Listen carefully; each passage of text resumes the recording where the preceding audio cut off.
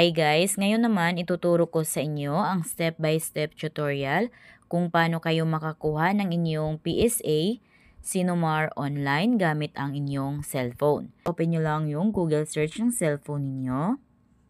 Click nyo yan. Then dito sa may search, i-click nyo lang yan. Dito, i-type nyo yung PSA Sinumar online. Then, lalabas na agad itong PSA helpline. Then, itong sa baba, PSA survey list. So, ito lang yung dalawang website na legit na pwede nyong pagkuha ng inyong PSA certificate. So, dito, piliin na lang natin itong PSA helpline. Click natin yan. Then, click natin itong order now. Dito, pwede kayong makapag-order online ng inyong birth certificate, marriage certificate, Sinumar, at saka death certificate. So, dahil ang tutorial na ito is paano tayo makakuha ng Sinumar online, piliin natin tong Sinumar. Ayan. Then, dito sa may mga box, yung dalawang box, click nyo yan. Ayan, dapat may check yung dalawang yan. Then, pag may check na, scroll nyo lang pababa, makikita nyo itong continue. Click nyo yung continue. Then, para kaninong Sinumar ang kukunin ninyo. So, kung Sinumar ninyo, so click nyo tong my own Sinumar. Pag Sinumar naman ng ibang tao na pagkukuhaan ninyo, so click nyo tong for someone else. Halimbawa, kukunan nyo ng Sinumar yung parents or yung anak ninyo. So, click nyo lang itong for someone else. Then, ayan, whose Sinumar are you requesting for? So, para kaninong Sinumar yung ni-request ninyo. So, halimbawa sa inyong papa ninyo, halimbawa sa father ninyo, click nyo yung my father.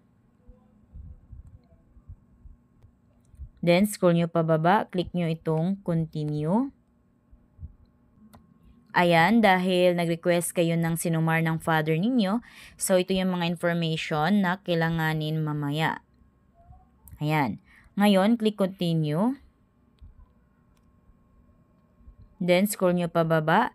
Dito naman guys, dahil kayo yung nag-request, so information nyo dapat yung ilalagay nyo dito. Hindi information ng papa ninyo. So, dito, your sex. So, kung kayo ay babae, so, click nyo lang tong circle ng female. Ayan. Then, ano yung civil status ninyo? So, halimbawa kayo ay single. Click nyo yung circle ng single. Next is your first name. Ano nga ba yung pangalan ninyo? Click nyo yan.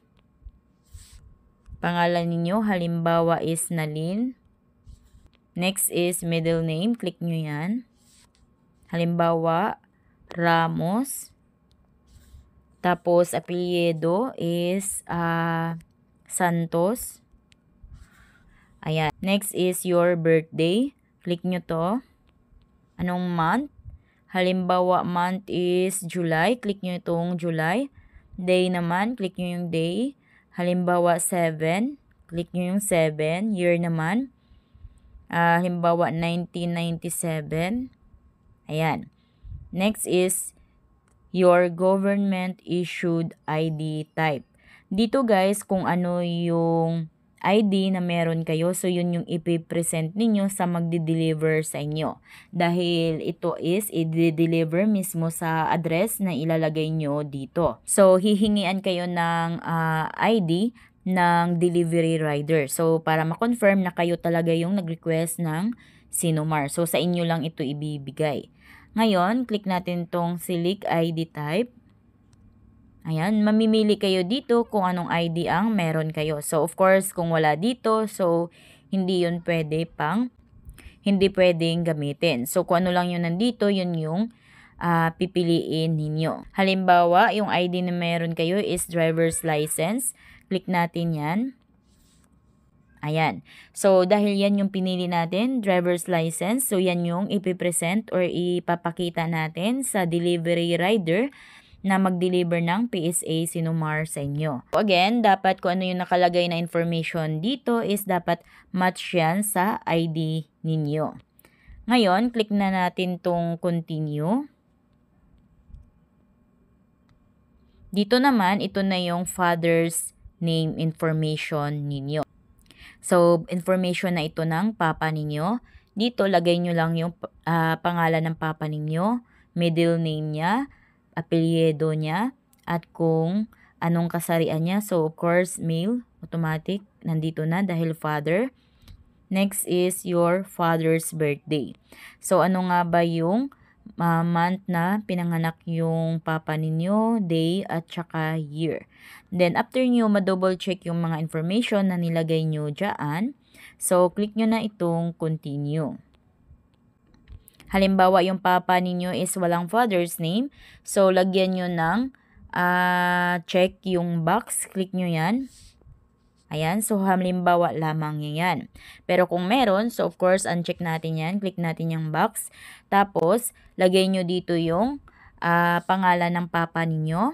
Dito, lagay nyo lang yung pangalan ng papa ninyo. So, yung lolo ninyo, middle name niya, at saka yung apelyido ng lolo ninyo. After nyo malagyan yan, double check nyo kung tama naman. Then, pag tama na, click nyo na itong continue. Dito naman is mother's information naman ng papa ninyo. Dito sa mother's maiden last name, huwag kayong magkakamali dyan. Apelyido ng mama ng papa ninyo. So, yung lula ninyo, ano yung apelyido niya sa pagkadalaga. After nyo malagyan yan, click nyo na itong continue. Dito naman is your father's birthplace. So, saan nga ba pinanganak yung papa ninyo? So, halimbawa, his birth country is Philippines. So, wag nyo na yan baguhin. Sa Pilipinas siya pinanganak. Next is his birth province. So, click natin yung select province. Then, scroll nyo pababa. Then, hanapin nyo, halimbawa sa Rizal. So, click nyo yung Rizal. Next is the select municipality. Click natin yan. Then, halimbawa, Antipolo City. Click nyo ng Antipolo City. Then, click continue. Then, dito, ano nga ba yung purpose sa pagkuha ninyo ng Sinumar ninyo? So, guys, kung ano yung paggagamitan ninyo, so yun yung ilalagay or pipiliin ninyo dito. Halimbawa, kukuha kayo ng Sinumar ng papa ninyo for passport or para makapag-travel or kaya sa school requirement or kaya sa local employment or foreign employment or para mag-asawa or kaya mag-claims ng or kaya may i-claims or benefits or loans or late registration or kung wala naman dito sa mapagpipilian, click nyo na itong others. Pag click nyo yung others, then halimbawa kung anong reason, bakit nga ba kukuha kayo ng Sinumar ng papa ninyo. So, ilagay nyo lang yung reason dito kung bakit nga ba kukuha kayo. Ayan, halimbawa yan yung reason ninyo. So, kung ano pa mga reason ninyo, so pwede nyo ilagay dyan. Then, click continue. So, dito pwede kayong mamili. Pwedeng i-door to door or i-deliver mismo sa bahay ninyo yung PSA Sinumar sa inyo. Pwede ding ipipick up nyo ito. So, nakadepende sa inyo guys kung gusto nyo bang i-deliver mismo sa inyo or pipick upin nyo ito. So, pag pinili nyo ito, click nyo lang yan. Halimbawa, yun pipiliin ninyo. So, ito yung mga pwede nyong pagpipick upan. So, ito lang yung mga branch ng National Bookstore, which is the pick up location. So, hindi lahat ng National Bookstore is meron or pwede nyong pagpipick upan. So, nandito lahat ng mga listahan ng mga National Bookstore na pwede ninyong pag-pick upan. Pero dahil nga is pili lamang ito, hindi lahat. So, mas magandang piliin nyo na lang itong nationwide door-to-door. Dahil mismo sa bahay ninyo, i-deliver yung inyong PSA Sinumar. So, yan na yung pinili natin. Naka-color green na yan. Ito na yung recipient. So kayo yung nag-request ng Sinumar. Lagay nyo na dito yung kompletong address ninyo. Dahil dyan, i-deliver sa address na ito ang Sinumar ninyo. So, halimbawa, Block 7. Dito naman is Lot 7. Ayan. Next is delivery province. Then, halimbawa, Rizal. Click nyo yung Rizal. Then, delivery municipality. Click natin yan. Halimbawa, Antipolo. City of Antipolo. Ayan. Then, the barangay. Select barangay. Halimbawa, sa may Bagong Nayon. Click nyo yan. Next is your mobile number. So, kung ano yung cellphone number ninyo, dapat yan yung ilagay ninyo dahil tatawag sa inyo yung delivery rider pag nasa area na sila para ibigay sa inyo yung PSA Sinumar ninyo. Then, your email address, lagay nyo dito dahil dyan din mag-update si PSA sa inyo regarding dito. So, bago kayo mag-continue dito, double check nyo yung mismong address ninyo kung tama ba dahil dyan i-deliver yung PSA at saka yung cellphone number at email address. So, double check nyo yung information dito kung tama ba. Then, pag tama naman, click nyo na itong continue. Then, andito na lahat mga information na fill out nyo kanina. Then, makikita nyo din dito, yung amount due is 420 pesos. So, yung Sinumar guys, ito yung mas mahal sa lahat ng certificate na makukuha ninyo online. Dahil, ang birth certificate is 375 lamang. Pero, ang Sinumar is mas mahal, 420 pesos. Then, scroll nyo na pababa. Makikita nyo tong may mga circle. Click nyo lang yan. Then, dito sa may box, click nyo yan. Then, click continue. Then, ito yung kailanganin natin para makapagbayad tayo. So, screenshot natin yan. Dahil may reference number na tayo, so pwede na tayong makapagbayad online through GCash, Maya, bayad online, at kahit saan pa mang payment center is pwede na tayong makapagbayad dahil may reference number na.